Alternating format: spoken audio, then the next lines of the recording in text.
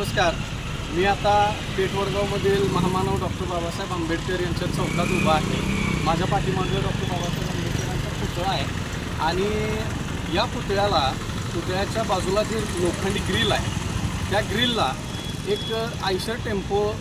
घासून गेल्याची सकाळी एक धक्कादायक घटना घडलेली आहे आणि अशा वेळेला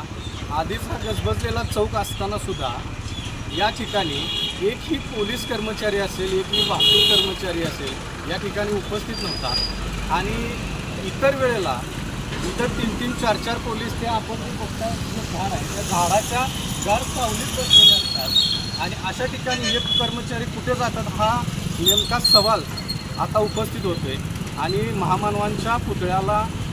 गाड्या घासून जाण्याचे जे प्रमाण आहे ते अलीकडे वाढत चाललेलं आहे. छत्रपती शिवाजी महाराजांच्या पुतळ्यासमोर महिन्यामध्ये अशाच पद्धतीनं आयशर टेम्पोची धडक बसलेली होती,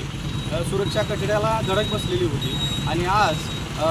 महामानव डॉक्टर बाबासाहेब आंबेडकरांच्या पुतळ्याला जे लोखंडी ग्रिल आहे त्या ग्रिलला देखील धडक बसल्याचे दिसून आलेलं आहे.